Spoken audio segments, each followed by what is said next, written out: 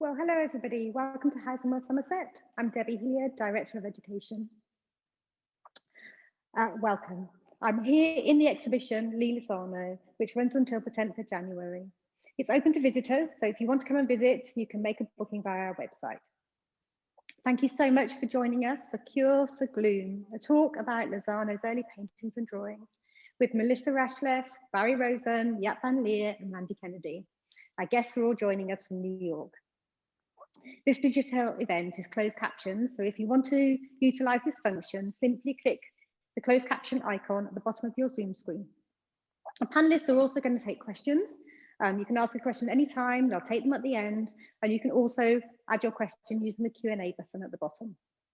It gives me great pleasure to hand you over to New York, to Randy Kennedy, our Director of Special Projects. He's going to introduce the event and our guests while you're taken through a virtual sort of visual tour of the exhibition here in Somerset. I really hope you enjoyed the discussion. Thank you.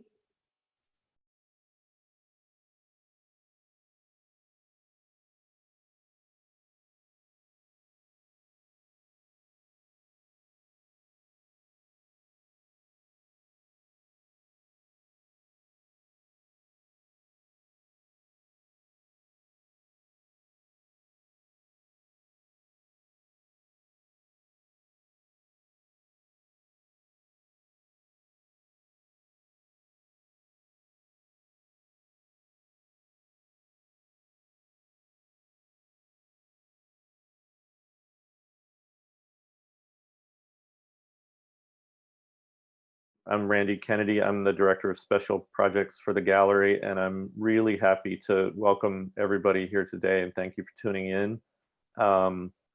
We're here on the occasion of this exhibition of early Lozano paintings and drawings at Hauser Wirth Somerset that opened this fall and continues through January 10th. The show is another in a series of pretty rare looks at Lozano's preternaturally mature and assured beginnings as an artist in the early 60s, which was a time of immense transition in the New York art world. And that's really what we're here to talk about today. That period in the art world then was a sort of a brief lacuna at the end of abstract expressionism's reign, and just before pop and minimalism came to be the dominant language through the 60s. It was a period that was remarkably open and experimental and included more women artists and artists of color than would subsequently be the case by even the mid-60s. Professor Melissa Rachleff's 2017 book and exhibition, Inventing Downtown, was really the first comprehensive chronicle of those years and that scene from which Lozano emerged, and in which I'd say, you know, she was one of the more dynamic and iconoclastic forces. Melissa, who's a clinical associate professor at New York University, joins us today with Barry Rosen and Jaap van Liere, who direct the Lozano estate and have worked for many, many years to bring Lozano's work and legacy to its rightful place in the history of post-war American art. So as I said, today we'll talk about the early 60s, a scene and a time that's still among the least well-known in Lozano's history, and also a time that still needs far deeper historical exploration overall. And before I hand it over to Melissa and Barry and Jaap, I'll just say that I'd like to say that the talk for today's, the title for today's talk, which is sort of inspired by the repetitive and vaguely erotic images of airplanes in these early Lozano paintings, comes from a sort of a whimsical offhand note.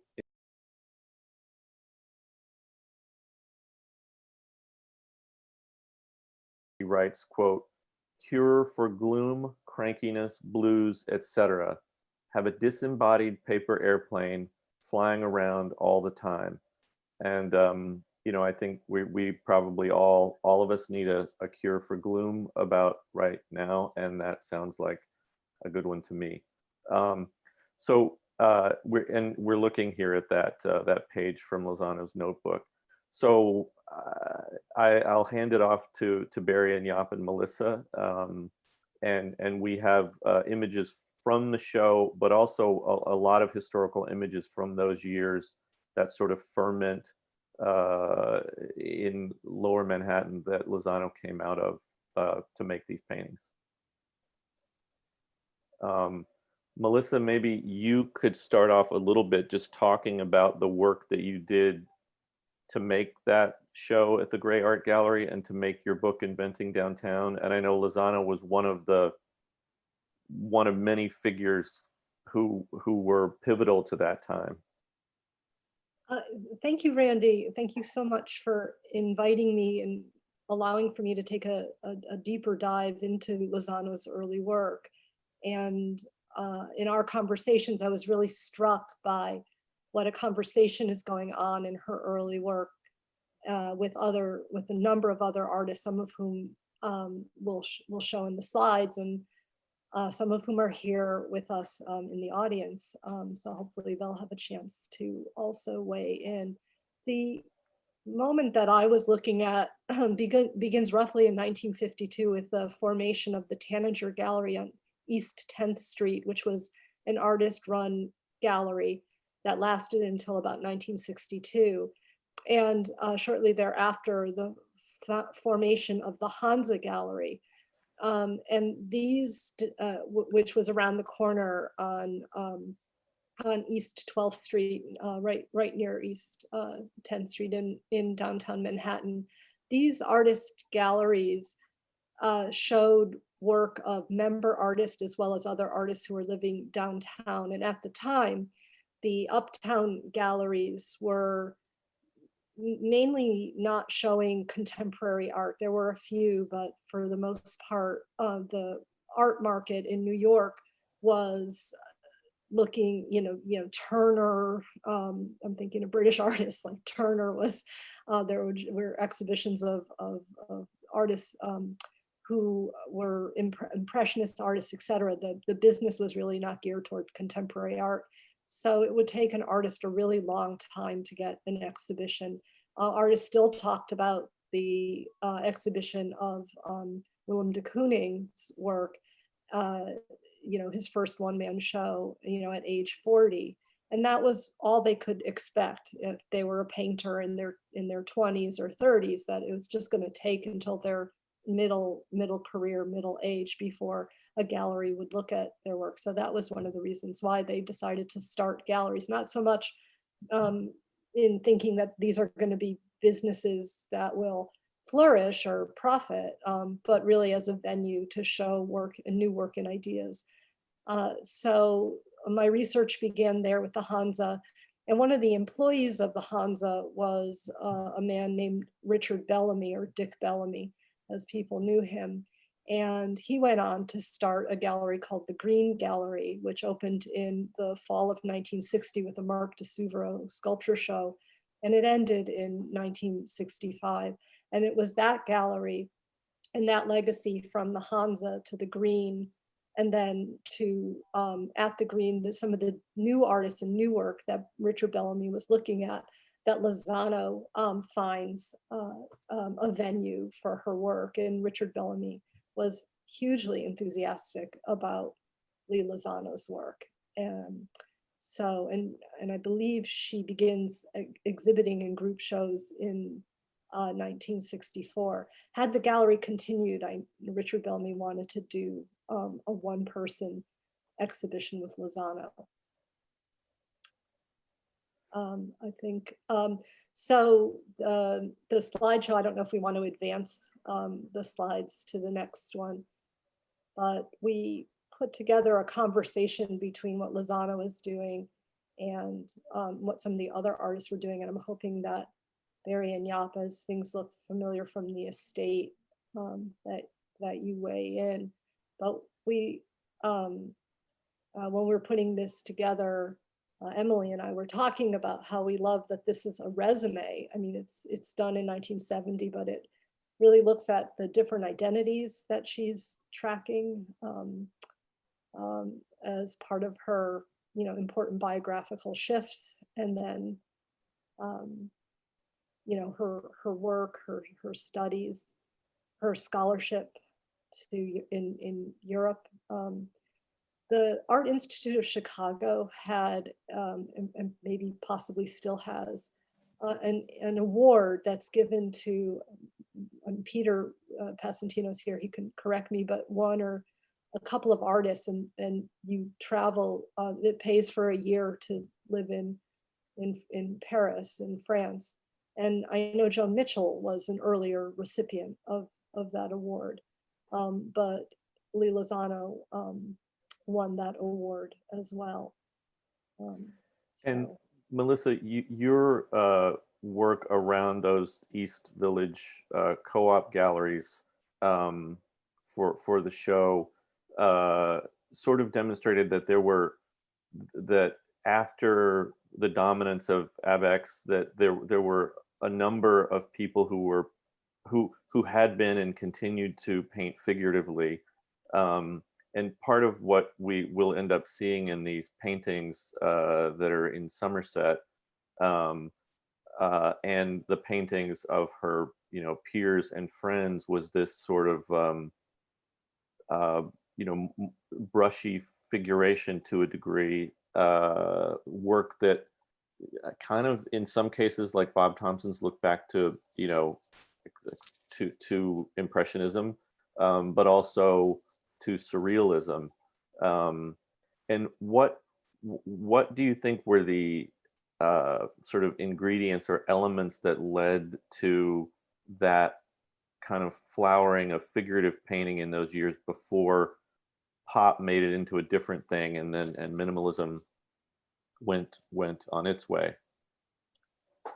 A lot, but I think that there were several important exhibitions at the Museum of Modern Art in the late 40s.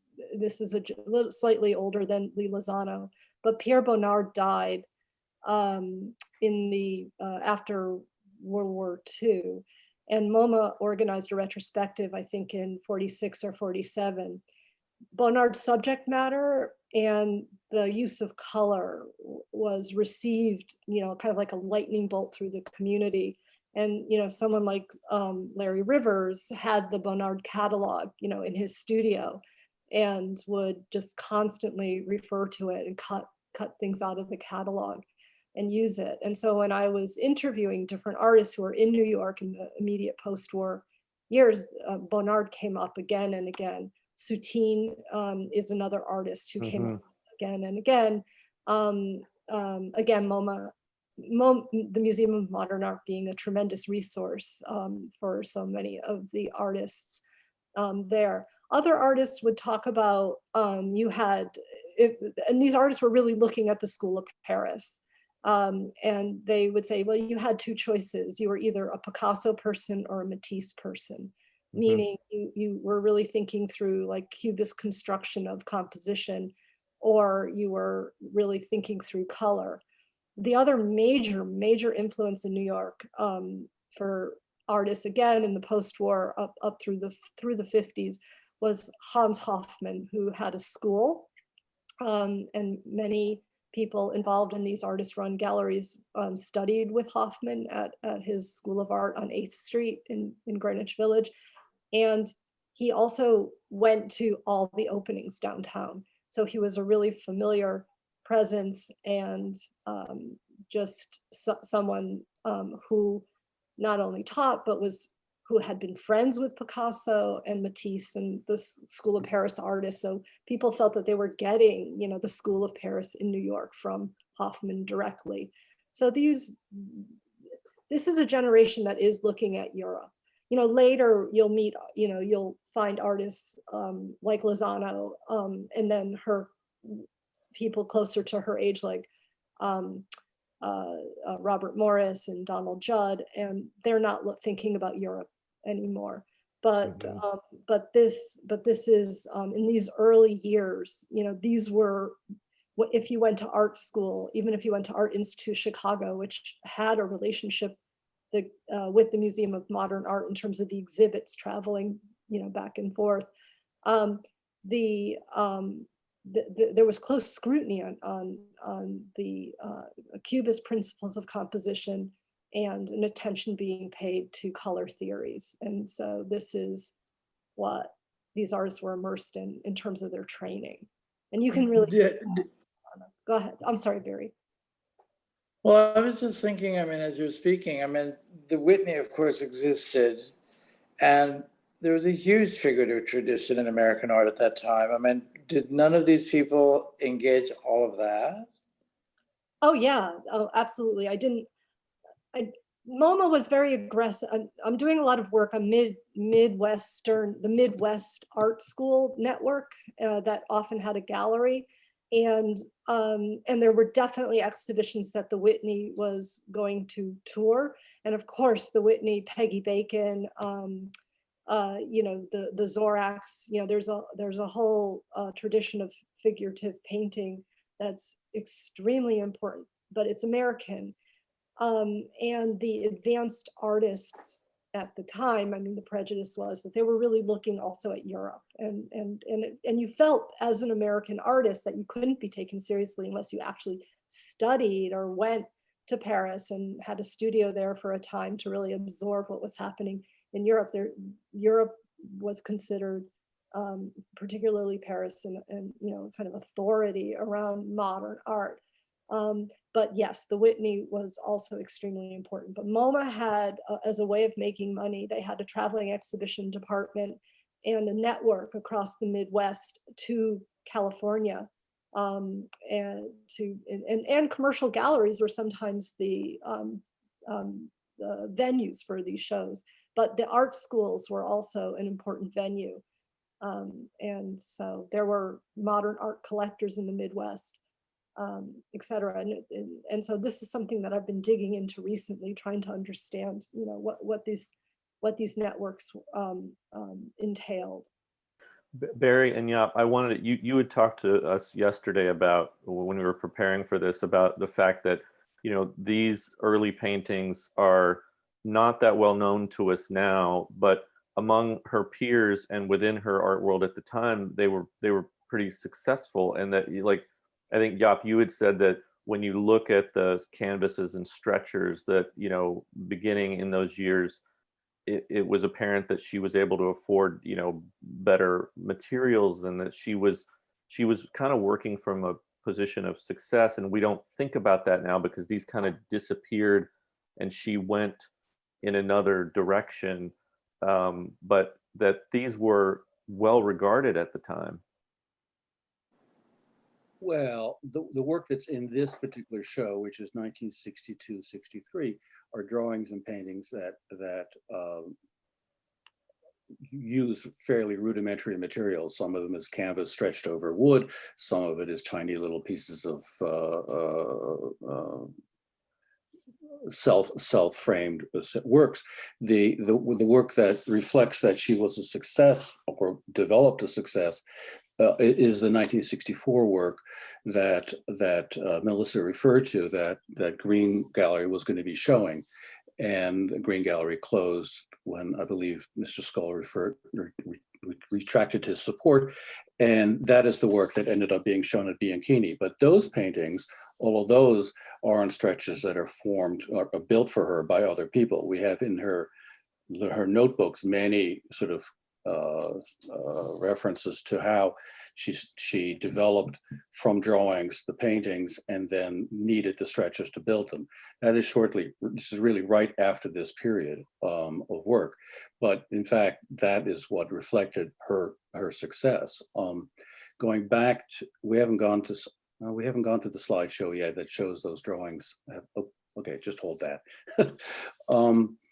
I did want to go back earlier to Melissa's point about the Art Institute and Lozano. Lozano went to University of Chicago, where Dick Bellamy also went. And one of her connections she always felt, to Dick was that they both went to the Art Institute, to the University of Chicago, which was a hugely serious and demanding program. And after that, she worked at Container Corporation of America. And Container Corporation of America, which is where she met Adrian Lozano, her husband, That represented really a big European influence in design, because a lot of the Bauhaus people ended up there. And in Container Corp is sort of intellectually and aesthetically a really important design moment in America then. And Lozano was part of that.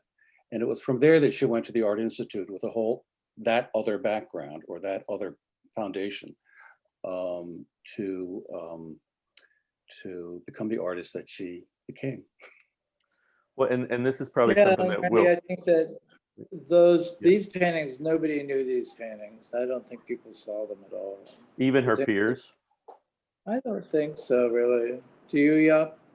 Well, we don't know that. We do know that, you know, she was included, and we see this later on in our little slideshow or in our PowerPoint that Van Bovenkamp did a show, Contemporary Erotica.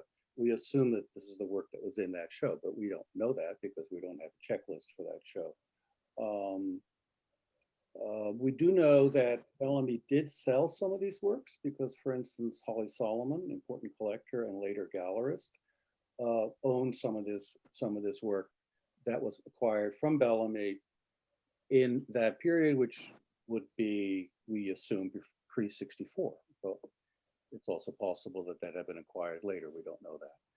Yeah. Well, and yes, look, but to the point that this was this scene and was this exhibited, no. And people in 1995, when some time ago, when Barry and I did we had a private space on West Broadway, did a show that included some of these earlier works. People just had no clue that this is what she did, because what she was known for was the work that, you know, the abstract work, the wave paintings and the conceptual language work, which she continued with throughout later after the dropout. But this work was not, as Barry says, we don't believe was seen really. I mean, somebody came in one day and said, "Oh, it's figurative," and then left, didn't even come in the room. And that was somebody very knowledgeable who was part of the art world at that time. So I would say that, you know, people didn't know this work at all, particularly. Well, while we have this on the screen, and we'll talk about this a little bit in more depth later, but looking at these images right now, I think it is important to mention that the influence of Claes Oldenburg in Chicago in those years, and how all of those artists, you know, knew him and loved what he was doing. And you know, I don't know if there's any direct lines of influence, but you looking at these works and the sort of the amorphous imagery and the airplane imagery, there's some thought in my mind that Oldenburg, you know, had some kind of sway on some of these artists. I think it's more like they had a related training, frankly, because if you think about Oldenburg's early work at the time in the late 50s with Capro and George Siegel and all those people, they were doing something else entirely. They weren't doing this sort of illustrative, cartoony stuff. But I think the training at the Art Institute is very classic, and people are trained to control the medium that they work with. And I think that's where it's connected to Oldenburg more, and where it all comes from. Because we have student work by Lozano from Institute, and it's brilliant and perfect and very, you know, she's an expert of using her materials. And I think that's something quite different than the content and where that derives. Yeah. And sorry, just one second. It's also in that early student work, which is often in the form of classroom assignments, where she had to do something like this or something like that. It would seem that she takes it into another direction because it's hilarious. I mean, there are works in the style of Indian miniatures that are just hilarious. And could I take my thing over there and show it? What's that? Here, I can do that. I can show you. Oh, this is, Barry, you're showing us student work? We're moving. Yeah, can you see it? It's in the style of an Indian miniature. It's a couple in the front seat of a theater.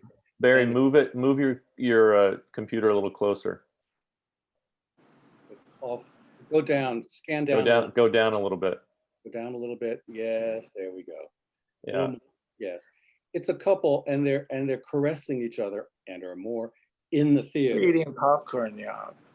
Eating popcorn, there we go. It's part and parcel of the theater experience. But I mean, the point is that, I mean, that's the kind of training that there was at the Art Institute, along with very formal studies of anatomical, skeletons, body parts, muscles. It's a very different kind of education than what artists are getting now and even think about, I think. Mm-hmm.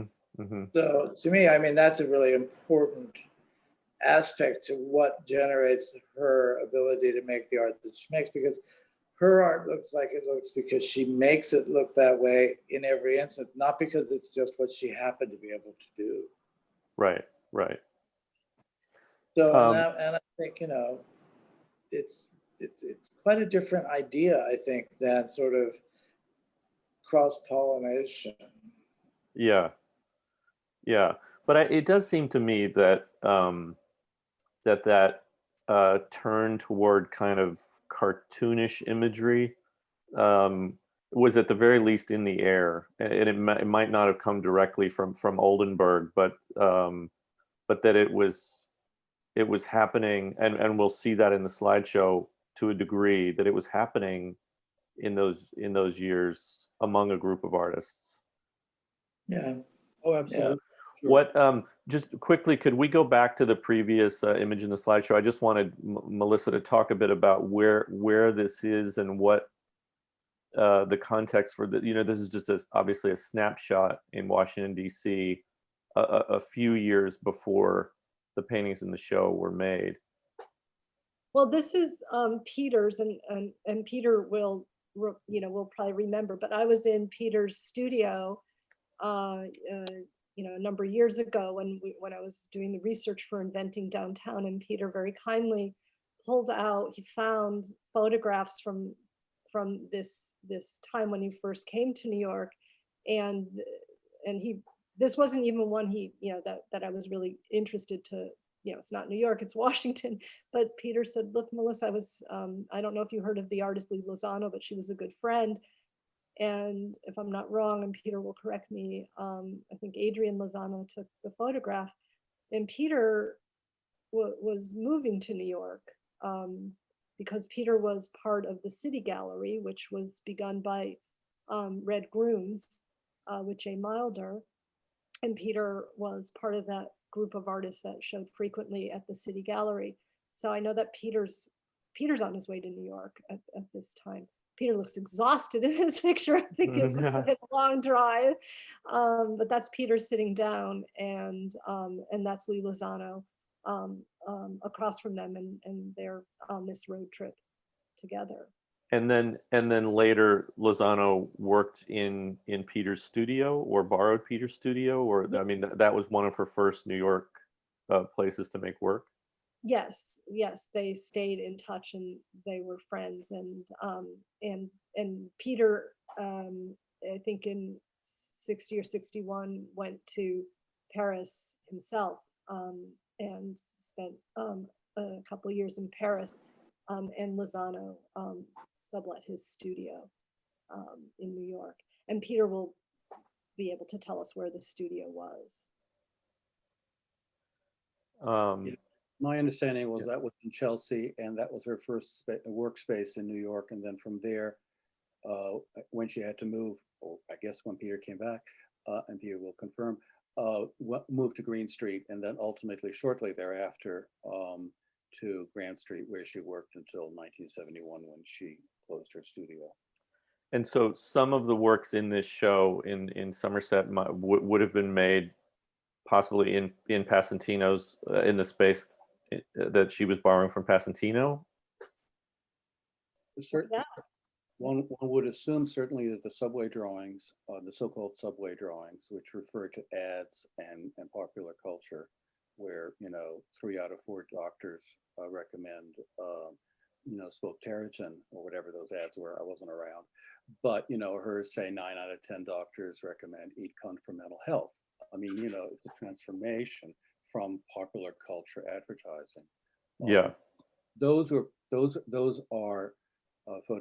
drawings based on ads that were on the walls in the subways. As you see the tile, you see the subway track, and that would, that would have, the imagery would have could have driven her when she first moved to New York, and that those are dated 60, 61. Right. Let's see if we can go to the next slide here. So this was earlier, Melissa, when you were talking about Soutine. Yeah. I mean, you see something like this, which is leading to what we're seeing 2 years later, but does seem to come out of, certainly out of looking back to Europe. Maybe looking to regional figurative painters too, but really, feels like she's still working through some of those European influences. And, in the color, I mean, I know that it might have faded or gotten a little brown. Sometimes that happens with the reds, but, there's also this real attempt here to not use black very much. I mean, I think that those darker colors aren't supposed to be black, but it looks like it's made with dark reds. And that's another art school kind of lesson at that time, to really use color and to avoid, just like what happens if you can't use black. Right. But Jan Müller, a very... So this starts to, just briefly to set this up, this starts to get us into talking a little bit about her, some of her contemporaries, some of them lesser known now, around this time. And maybe you could just set up talking about Jan Müller a little bit. Yeah, so he was one of the founding members of the Hansa Gallery. He was close to Richard Bellamy. He had a heart condition and died in 1957 or 58. I think January of 58 he died, and it was just a really devastating event for the art community downtown. He began as he studied with Hoffman in New York. He escaped the Nazis. He wasn't Jewish, but his family was left-wing, politically active, and one by one they all got out. It was a perilous journey, and actually he became very ill in trying to get out of Germany. And he subsequently had a heart condition. He painted abstractly and then began moving gradually moving into figurative work. And he was one of the first painters downtown to do that. And it really broke open for many painters, talking about abstraction being dominant. It was Müller's insistence that figuration, that the idea of abstraction versus figuration was just a false dichotomy. And so he decided to take scenes from the Bible or medieval literature. Müller was German background, and also looking at these classical paintings again, for composition ideas, and then bringing them up into the present. But Jackie Ferrara, I mean, artists you wouldn't expect, artists like Jackie Ferrara, they're really struck by Müller's work and his subject matter, and perhaps none more than the artist Bob Thompson, whose work we'll see later, who also takes these themes, also looks at Renaissance painting, but updates them considerably.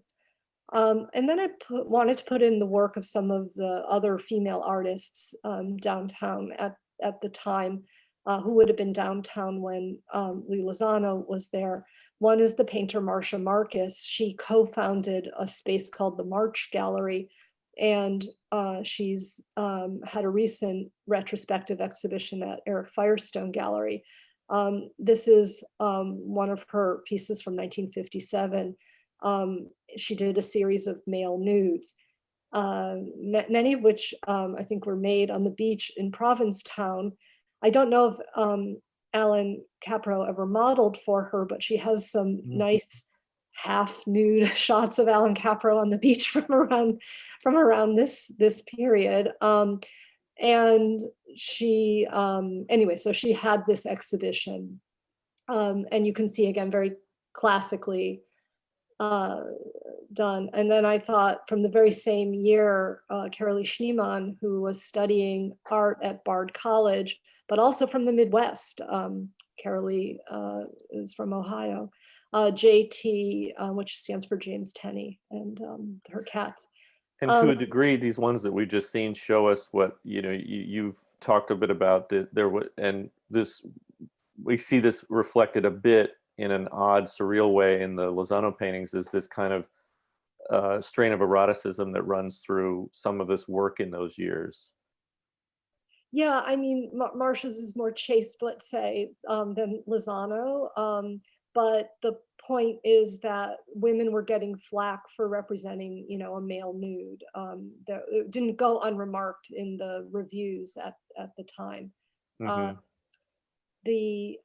In terms of other types of figuration that could move into something that was more, you know, let's say into the cartoon, or you know, just more playful, more you know, just a different sentiment than maybe Marcia Marcus's work, is Mimi Gross, who was quite young at this time, but she also met Red Grooms and another artist, Jay Milder, who had just started the City Gallery.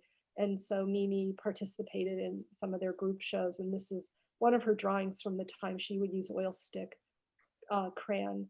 And this is a city scene. And then Lester Johnson, who was older, also painted figures from downtown. This is Red in his studio. So when you see some of that cartoon work, as you call it, from Lee Lozano, I also think, you know, Red Grooms, you know, another really important artist, and also extremely generous in terms of turning his studio into galleries.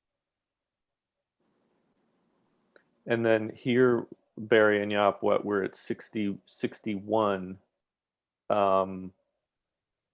And we start to, you know, maybe see the beginnings of where these paintings that are in the show begin to come about with this, you know, it's not exactly cartoony, but it becomes more figurative.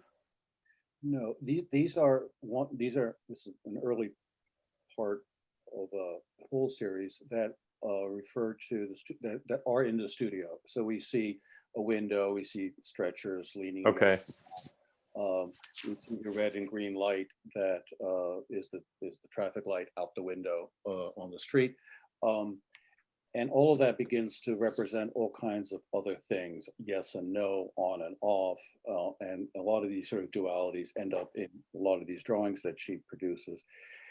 And one can assume that the PTR is Peter, but I don't know that, of course. I mean, we don't know what those letters stand for. But basically, it's a drawing from within the studio.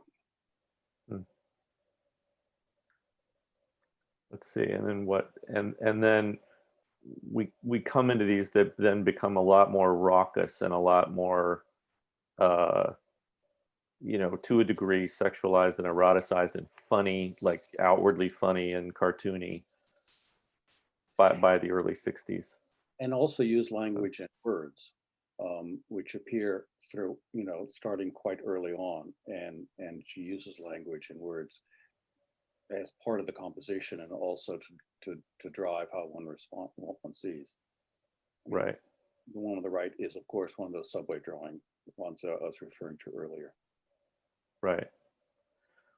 And Melissa, what's your sense of, you know, this is before the you know, the full first wave of feminism had hit. This is like what would the reception of work like this have been at the time, do you think?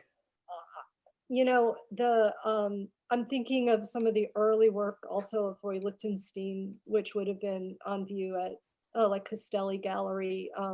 He's less, you know, he's less raucous, let's say, but there is some of that, you know, in his work.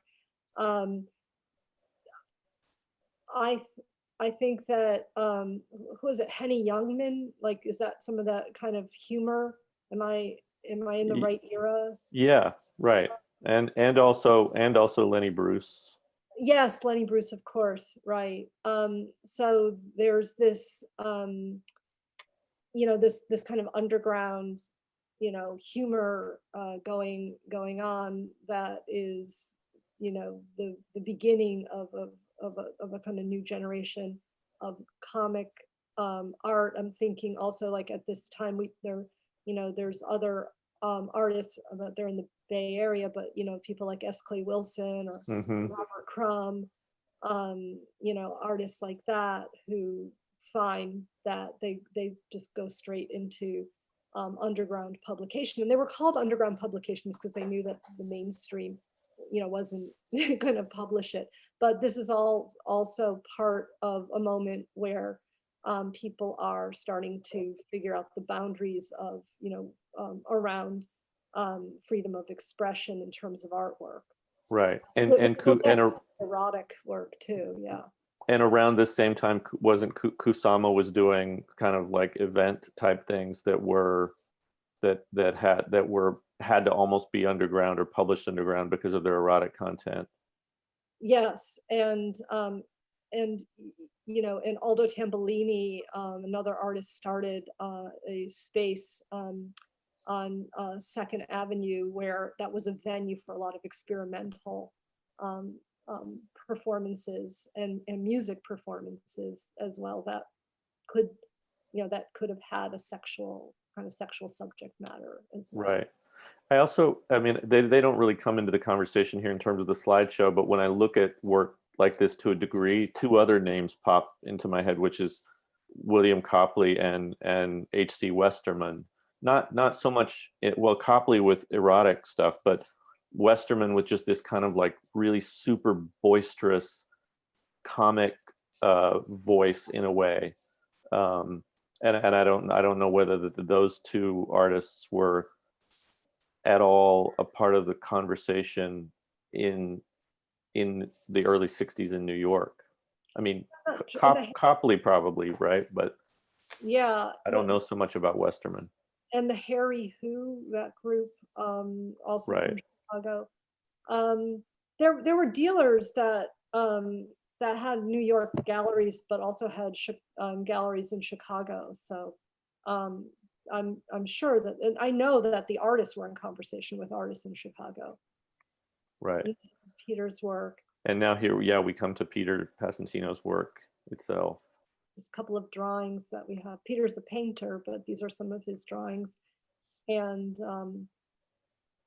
oh yes, and then so the happenings were also a really important outlet for so many of the artists downtown, and musicians and poets downtown would also attend the happenings. I was just listening to an interview with the poet Diane DePrima, and she was an avid attendee of the happenings.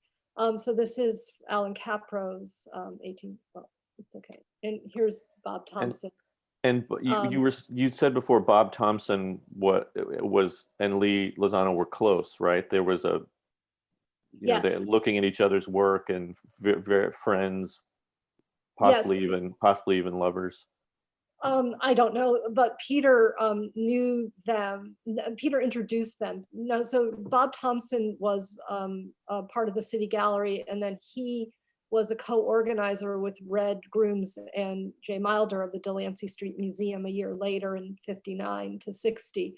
And as we saw, Bob Thompson would perform in the happenings. He himself didn't initiate any happenings, but he was a good sport and would perform for, be an actor for his friends. But this is a studio portrait of some of his work. I also want to make mention of the fact that Bob Thompson would also paint on like found boards or matchbook covers, like really small things that he would find on the street or things he didn't throw away.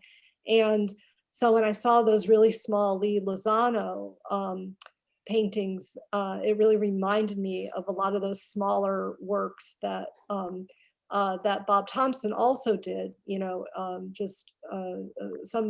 Bob Thompson died tragically young in '66, but he was just ferocious in how much work he got out. He also dealt with some, you know, with these kind of orgy scenes or bacchanal scenes. This was a recurring motif in his work, and Lozano would have seen this work as well, and perhaps, you know, responded to that. I mean, I'm sure Lozano's work is Lozano's work. I'm not saying that she saw this and then went to her studio and, you know, did something. But the point is that it's in the air. Yeah, well, and it is interesting to look at Mueller and Thompson and the fact, you know, they died so young, and then looking at this work of Lozano's, which wasn't known, and thinking about these kind of roads that weren't taken in the art world to a degree. I mean, you could say part of that was because of pop and minimalism, but it was also just the exigencies of life, and you know, people didn't stay around, people passed away, people didn't keep exploring this work in this vein. But you go back to these years and you see this snapshot of this little brief, intense time when work like this was being made. And shown. I think that pop really, and I mean, Barry and Jaap would know better than I, but pop really changes because this is the beginning of an art market around contemporary art that really literally just didn't exist in New York prior to that, in the same way. And so pop changes the visibility, you know, once again, you know, for a certain type of work that suddenly doesn't quite fit and it doesn't get shown. Sometimes it gets shown around shows that tribute, you know, the 10th Street galleries, or with women artists, you know, in the 70s, starting to like look back at a different time and do retrospectives of women who got pushed aside because pop was also predominantly male. Yeah, well, and it's interesting to remember that 1962 was the show at the Ferris Gallery, the very first show of Warhol's Soup Cans, this very same year. Right, and So also that same year you have a show of James Rosenquist and also Roy Lichtenstein, and soon thereafter the Stable Gallery has the Warhol Brillo boxes, and you know, so things are really shifting. And Jim Dine at Martha Jackson Gallery, and you know, Oldenburg, who later goes to Sidney Janis, but we'll see his work. But that, you know, there's this, you know, interest then in ordinary objects. And that's where I feel like Lozano kind of skates this line between, and we haven't really talked about minimalism, but she really skates this line between, you know, something recognizable, but something also quite spare. And this is one of my favorite, that's one of my favorite paintings of Lozano from this early period. Yeah. Well, really, yeah, go ahead. I had also looked back, like 62 was the year, if I'm not mistaken, it was the year that Donald Judd came off of the wall and started to make objects. You know, he was experimenting with minimalism in painting, but that I think 62 or late 61 was the first time that he started to, you know, he was making objects. So this was all happening. This sort of work and this work that we're looking at by Martha Adelheid was all kind of happening in the teeth of that. Yes, and Martha Adelheid was close with Alan Capro. She was part of a gallery called the Rubin Gallery, which was a somewhat successor gallery to the Hansa Gallery, and also part of the Judson Gallery, which was curated by Oldenburg and then curated by Capro in the Judson Memorial Church, which is on Washington Square Park. So Martha Adelheid's work at this time she was doing a series of drawings of female figures and male figures. This is a little bit later, 66, but this is, she calls them flesh walls, and she really wanted to just cover, get the feeling that you're just immersed in, these different figures. She did women and men. This is an image of her male flesh wall. And Barry and Jaap, I mean, you'd alluded to this a little bit earlier, Barry, but in the years since you've started to show this early work of Lozano's, how have you seen reception for it change?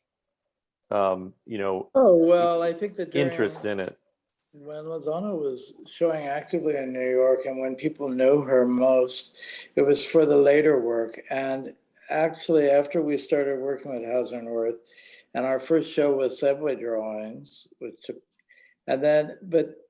a lot of it has been a turn towards the figurative work, which is interesting because the later work hasn't been at all successful in Europe so far.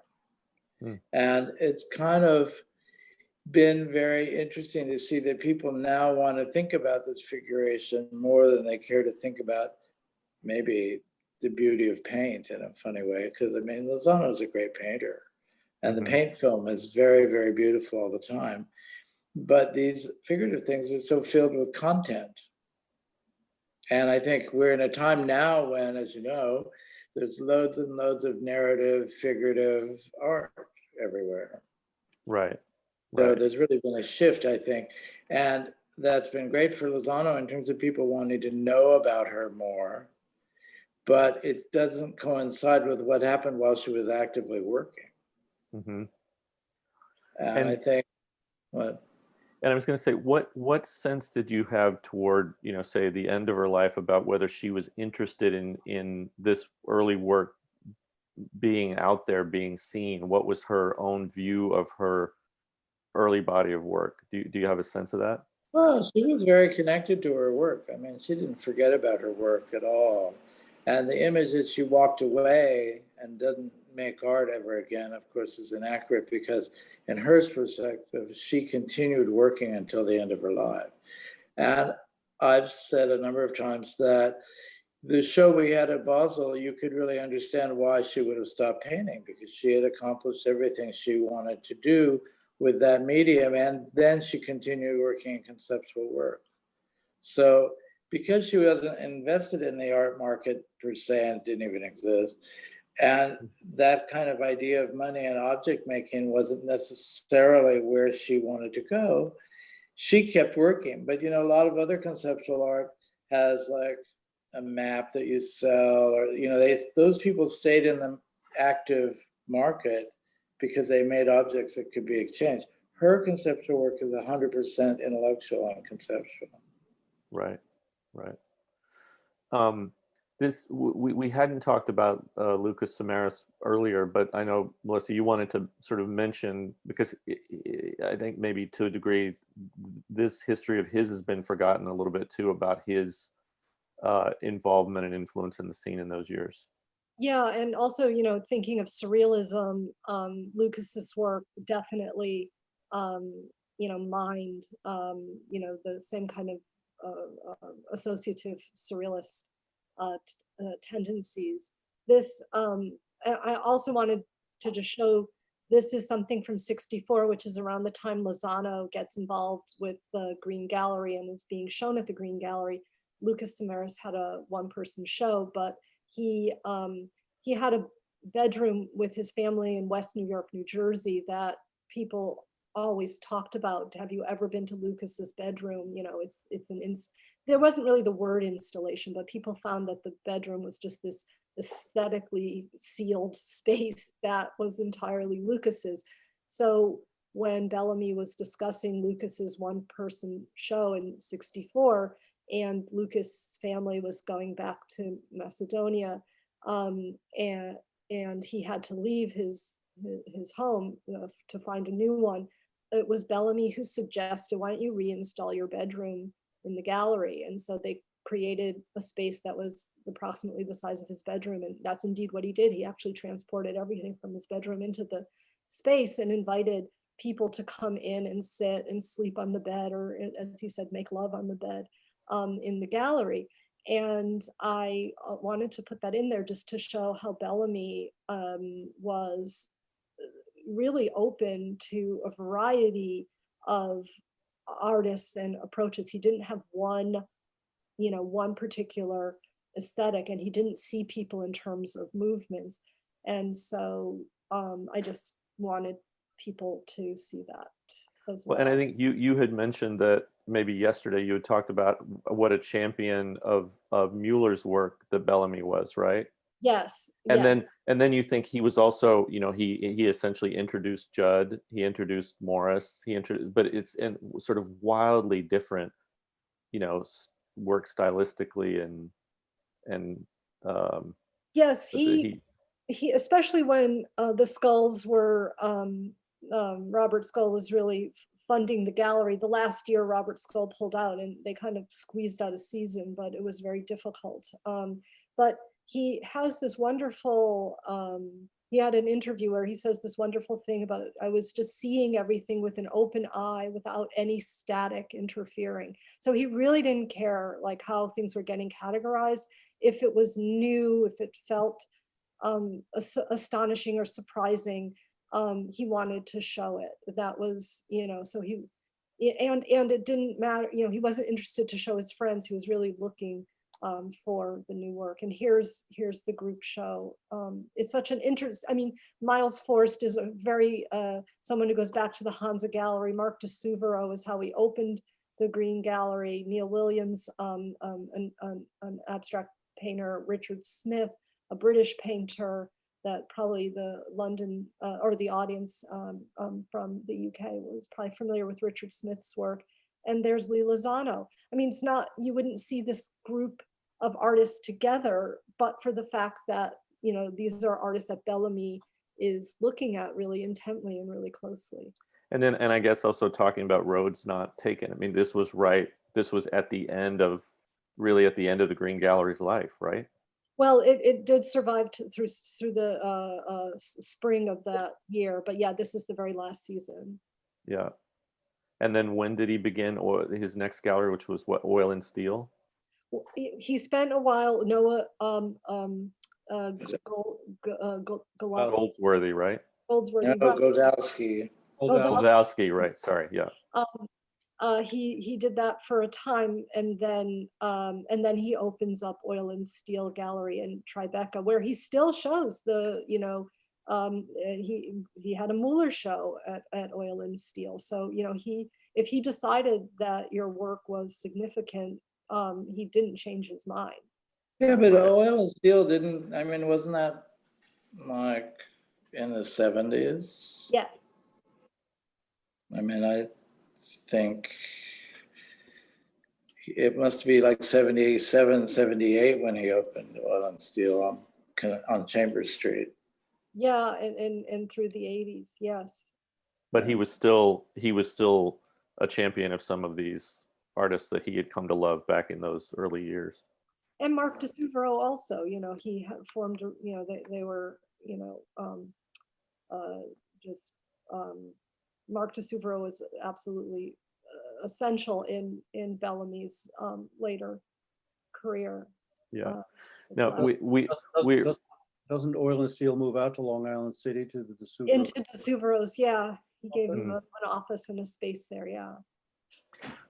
We're coming up on an hour, and we should take some questions, but I did want to, through this whole talk, we've had this strain of how erotica bubbled up through a lot of this work in those years. And Melissa, could you tell us a little bit about this? Well, and Barry and Jaap, it's like not knowing what Lozano's work was in this show, but it's quite an interesting group of artists in this show in '64. Right, Peter Saul has I think the last days, if it's still on view at the New Museum, his work here in New York City right now.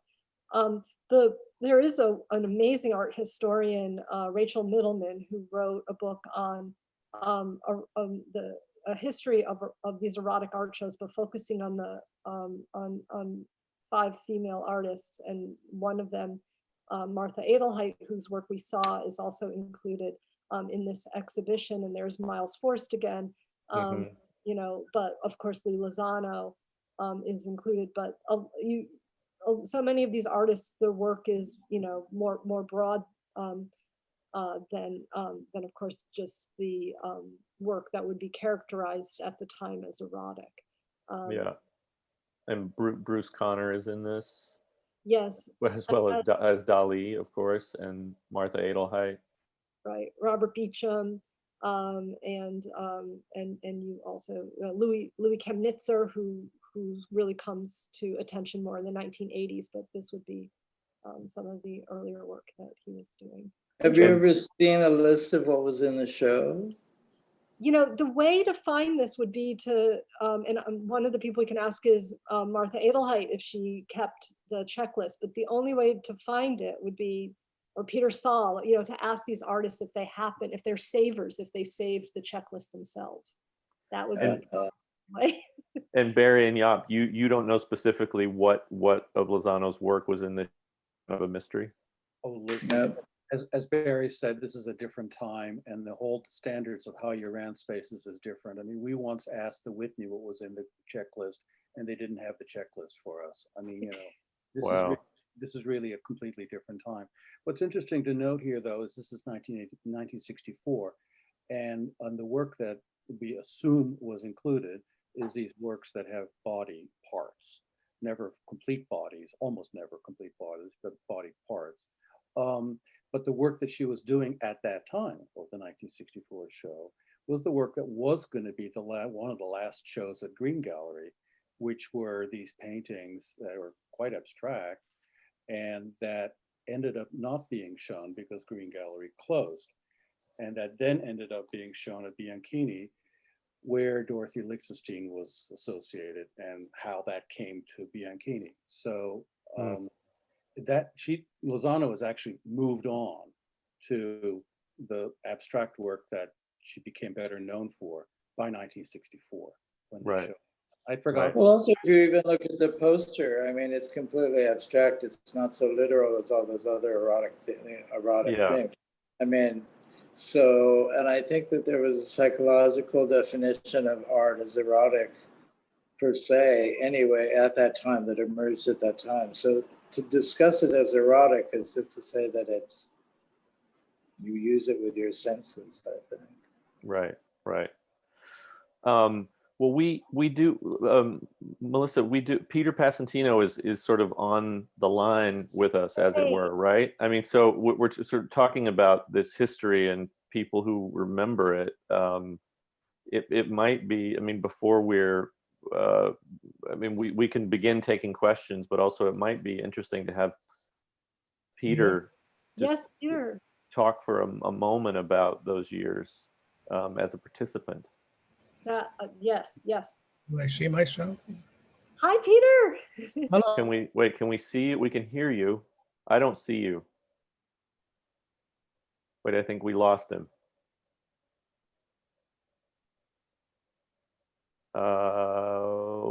His microphone is turned off. Here I am. Hi, Peter. Here I am. There you are. Hello, everybody. Hello. Hi. Yes. So we've been talking about some of your history as well here today.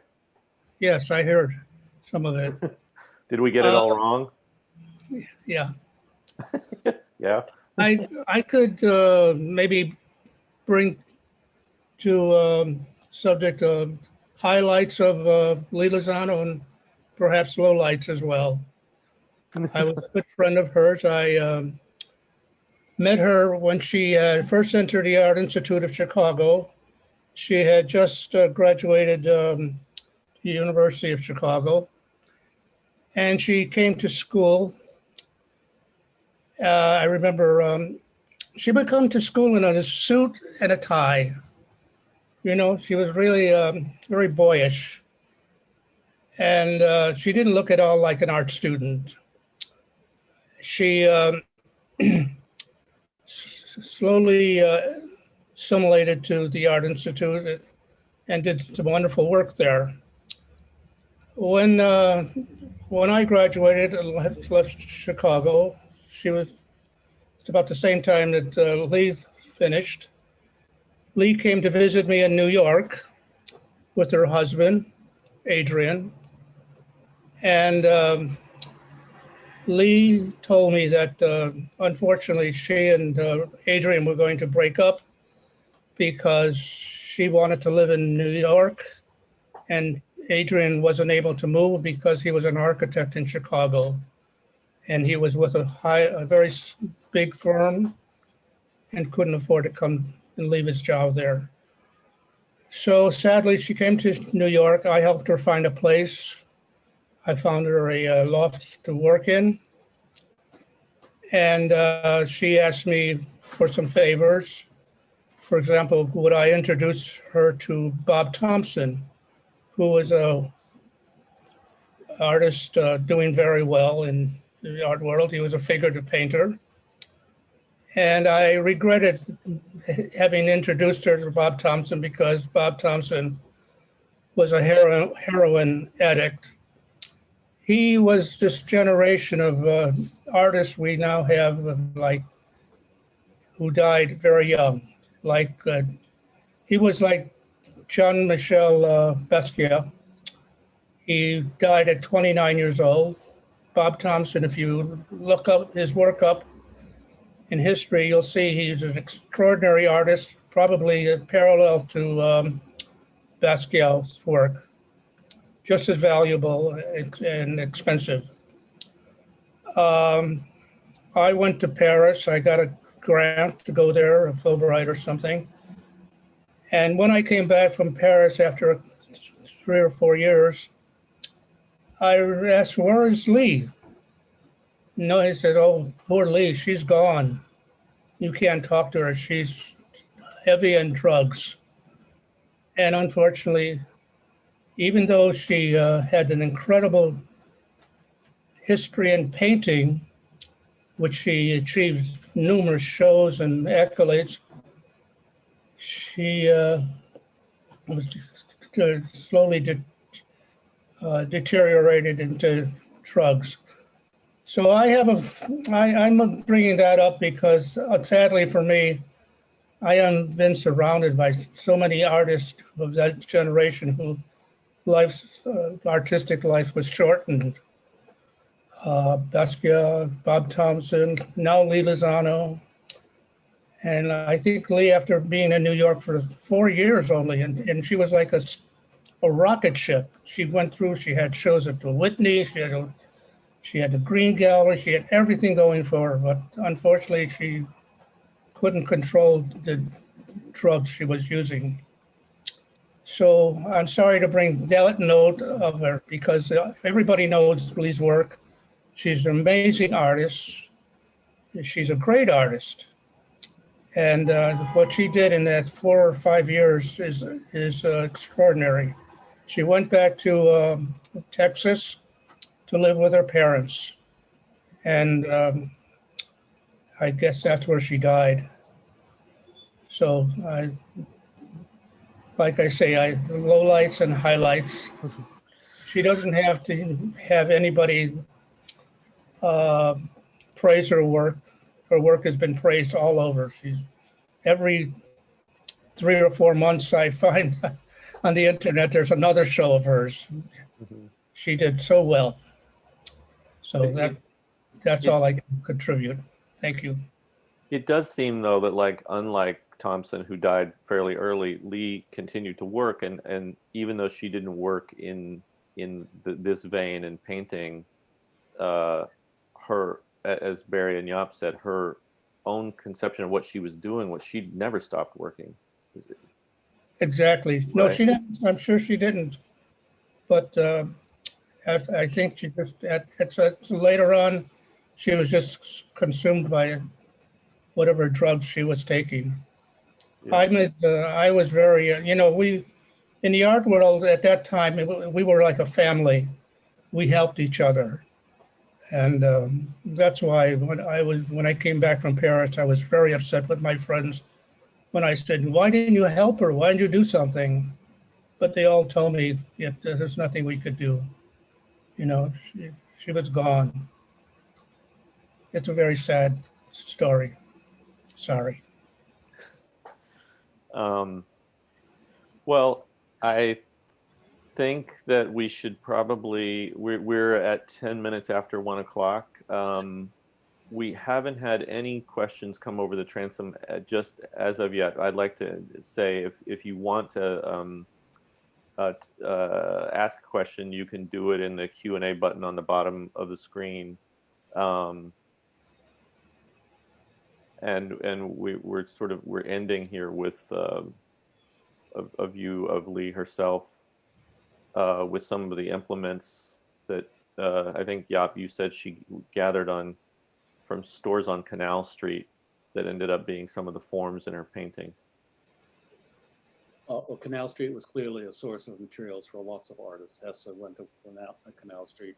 Clearly, some of these are things that came from those refuse bins. Yeah, there's probably at some point a history to be written of the influence of Canal Street junk on a certain era of artists' work. Indeed.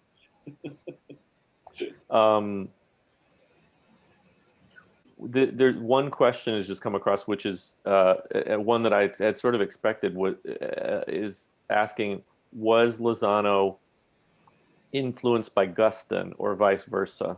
And I guess you think about Gustin's that later well-known figurative work, which was much later, right? Like maybe 8 or 9 years later. Barry and Jaap, do you have any sense of whether she and Gustin had any kind of intellectual, artistic conversation or awareness of each other? I don't think she mentions him at all, really. And he was living in Woodstock during all that time, so it wouldn't have been part of that whole downtown world. I mean, he's from the generation before in terms of that stuff.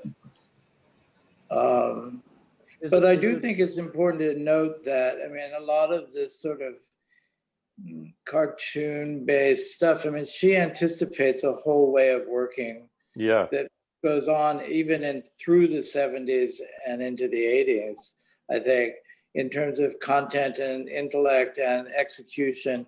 And I think that more than being influenced by whatever came after her or even at the same time, she just anticipates it. I'm not even sure that people saw it, but she anticipated harrying everybody in a way.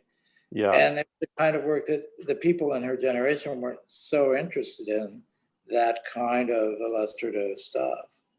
Right. But I mean, as Melissa said, I mean, in Chicago, there's Harry Hu and everybody. I mean, there's a whole really active tradition and, active world of that kind of way of working. And maybe that's where to look as opposed to the New York art world.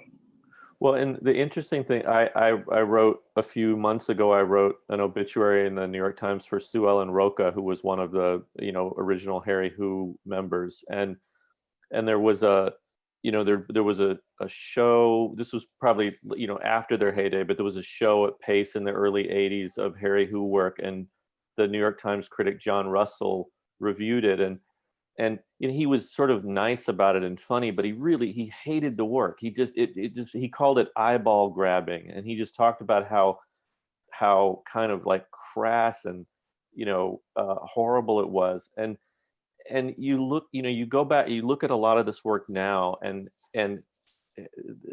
her early work and Harry Hu and talked earlier about Westerman and Copley, which was really kind of thought of as in bad taste and out of favor for quite a while. And now you look at it, and I think people look at these works of Lozano with new historical eyes, and it feels very fresh because they did anticipate, as you were saying, Barry, they anticipated a lot of things that came later, and came with Gustin, although Gustin, that work by Gustin was pretty reviled in some quarters of the art world too at the time that it came out, but it anticipated a lot of what's happening now-ish. and but was kind of not exactly reviled, but not liked for a long time. Well, in her case, I don't think people saw it, Yeah. actually. And I just don't think people saw that work. I think in the case of Gustin, he had withdrawn to Woodstock, and when he did that entire body of work that we now know so well, that wasn't really seen in the early 60s and mid 60s at all. Right. I don't think Right. Gustin had a big influence on artists in the 80s and 90s, 1980s and 1990s. Yeah. Right. And you wonder what sort of influence these works for Lozano would have had they been seen and known at the time. Yeah, I mean, you can't guess that. No. No. They would have had a major influence, and the world would be a better place. That's right. Exactly. Cure for But gloom. I would They say would that, have- Cure for gloom, indeed. Yes. They would have been a cure for gloom.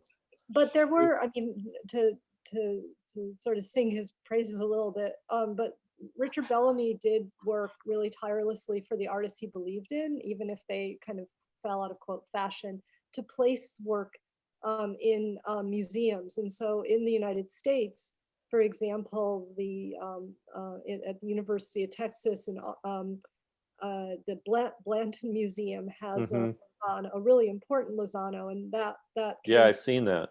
yeah, that I believe came through Bellamy, but he was doing this with all the artists that didn't quite fit, the quote unquote, fashion at the time. And so some of the reason why we have artists who might just be names on posters to some, it's because of dealers like Bellamy that really believed in the work and worked his whole life, trying to get the work recognized in any way he could. Yeah. Yeah, the Blanton work that Bellamy put together was paid for by James Michener, and Michener made a whole collection of work that he acquired specifically to donate, and that was all it's my understanding, in conjunction with guidance from Bellamy. Yeah, so that's an important historical moment, I guess, that they knew that they needed to get this into museums.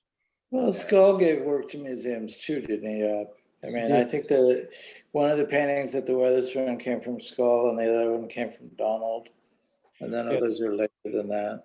There's a very big tool painting at the Weatherspoon, Peel, that was given by Skull. Yeah. One thing that I want to contribute to is that I want the artists of the 60s were really instrumental in breaking down what painters painted. They broke down subject matter.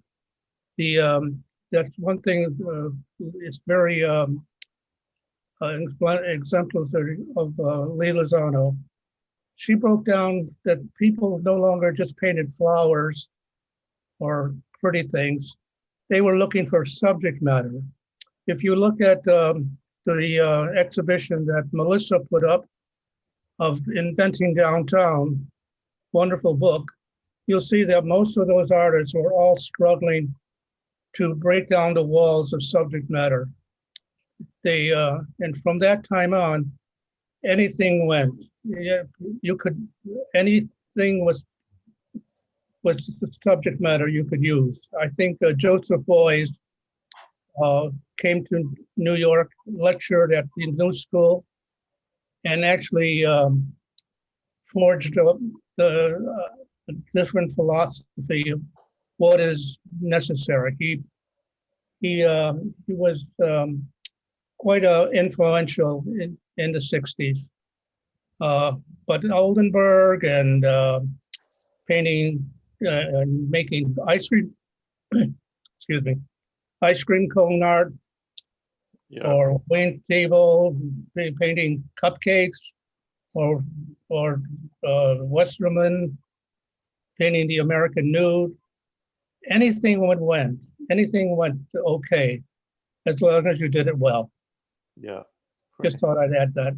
Yeah. No, it's true. You think about Lozano's tools and all that other work that came out. It was trying to say these are all valid and interesting subjects to figure out and paint.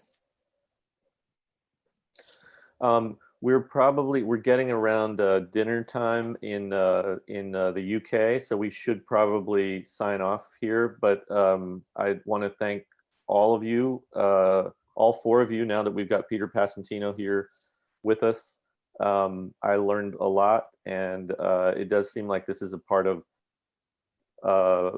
New York and American art history that even with all of Melissa's work, still there's lots to be found out about those years, and Lozano was really, you know, quite a phenomenon and a mover in those years. So thanks everybody, and I hope to see you all again soon somewhere in real life. Thank you. Thank you, Ray. All right, thanks a lot. Thank Bye you. everybody. Bye. Bye, Thanks Peter. Peter. Thanks. Thank Thank you. Thank you. Had my 2 cents. You did.